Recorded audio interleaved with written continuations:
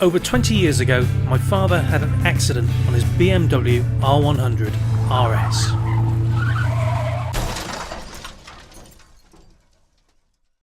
Though he was safe and well, the bike was only just short of being a write-off. And despite his attempts to repair the bike, interest faded and 20 years passed by in a cold, damp garage. Now in his 80s, it was unlikely my father was ever going to repair the bike.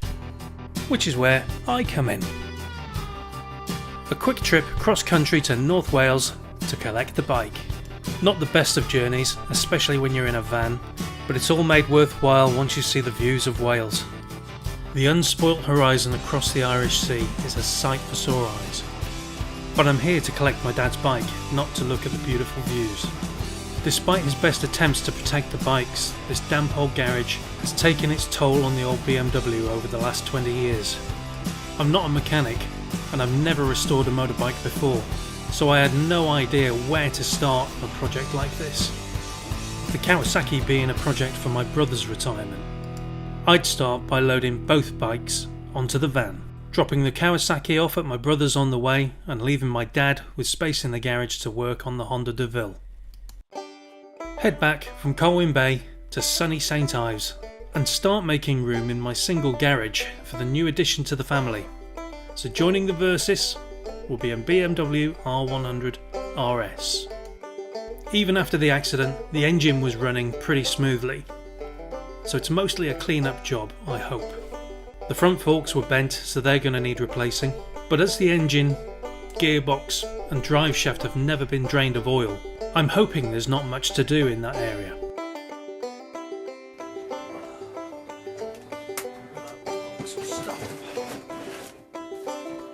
All the parts were there in one condition or another, so it was just a case of what needed cleaning up, what could be reused, and what I had to replace.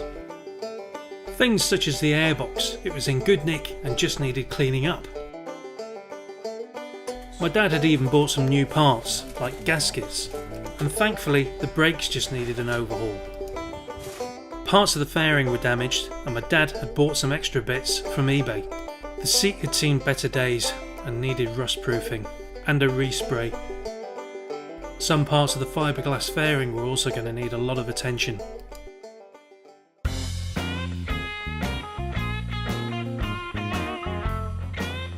Having a friend in the aerospace industry was really handy. He loaned me an endoscope so I could look into the engine and see if there was any damage. Generally it looked okay, but there were certainly some parts that were going to need to be stripped down and cleaned.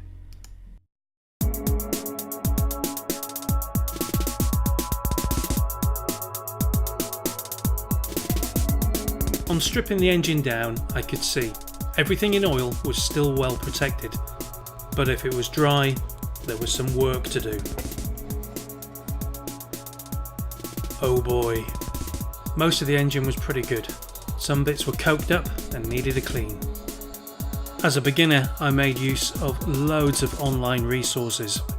There's an abundance of boxer engine websites and YouTube videos, with schematics for specialist tools, like this one to remove the pushrod tubes, and again, my friend in the aerospace industry had one of these made for me.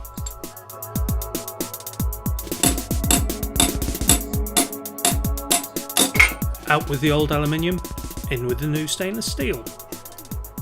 And a little bit of coking can't compete with a Dremel.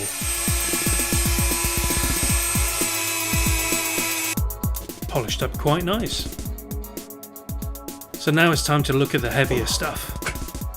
The inside of this heavy lump had fared quite well as it was covered in oil, but I was going to have to strip the clutch down, and while I was there, give it a new friction plate. The outer block could just be cleaned down. Some parts were beyond repair, but I wanted to salvage as much as I possibly could, and an overnight bath in this stuff works wonders. A good scrub down and a little bit of elbow grease, and the main block started to come up quite nicely. So it was quite a thing to get to the point where I was starting to put things back together. Looking good. With the engine out, time had come to strip the frame down and unpack it ready to go to the powder coaters. It wasn't looking happy, so I was really interested to see how it would turn out. And I wasn't disappointed. The finish was beautiful. And yet another phase of putting things back together. New front forks in, and time for another specialist tool. The stock tools just weren't up to the job. Time to grind some notches into an old socket.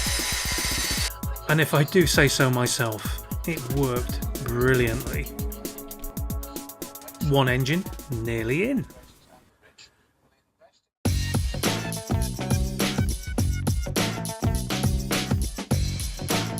I hummed and hawed about getting this powder coated, but the cost and the hassle of stripping it right down to the bare bones beat me. Instead, I stripped it down to bare metal and treated it with aluminium paint, finishing it in black, of course.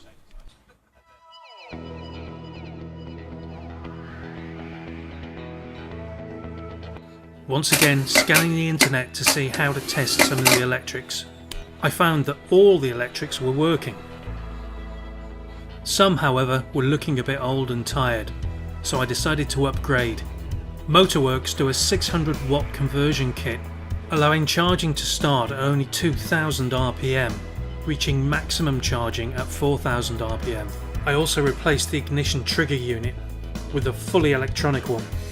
But now we get to 6 months of hell, because my BMW doesn't completely match any wiring diagram. It has a factory fitted hazard warning light switch, only included in supplementary diagrams, which include different colour wires to those on the bike.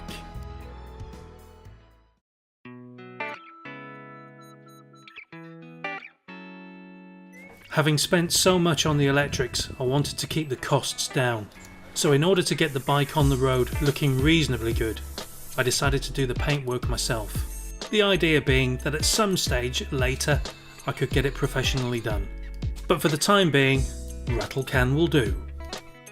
And I was really pleased with the results. They didn't look too bad. Other parts were easy, they just needed stripping down and coating in black paint. The gear and the brake levers were cleaned down, treated with aluminium paint, and then again a little bit of hammerite.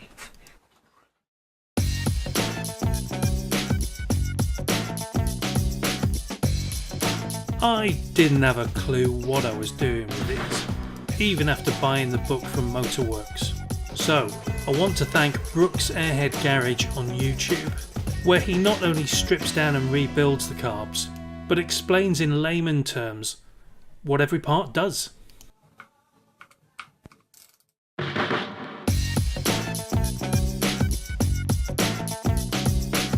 As well as video recording the progress of the bike, I kept a running track of everything I spent, and the restoration wasn't cheap.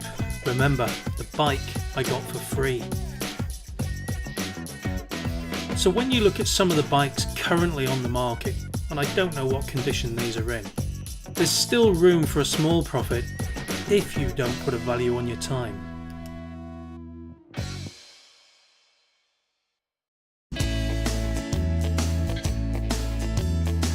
Now I've got most of the bike back together, I wanted to see what it was going to look like in daylight.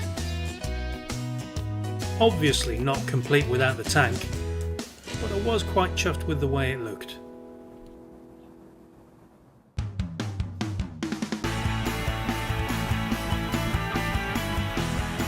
With the important things hooked up, it was time for the moment of truth.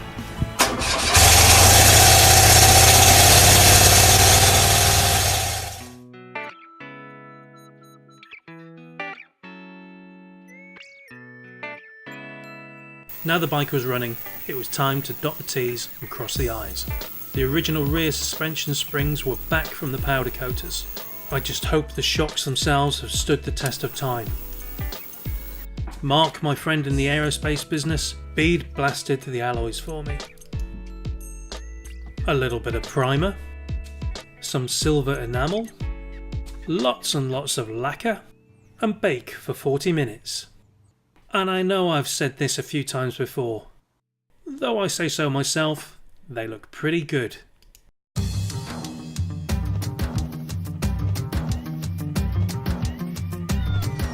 Time for a test run. Turn the fuel on, idiot. What a moment, the first time I've ever sat on this bike. I've only ever ridden modern bikes, and this felt low and small. The handlebars were extremely narrow, and the steering felt really heavy. So there were mixed emotions. Here I was, riding my dad's pride and joy, and the bike I'd restored to life, but I wasn't sure if I liked it. A few test runs and some tuning later, all that's required is a bit of running in. I'm pleased to say it's starting to grow on me.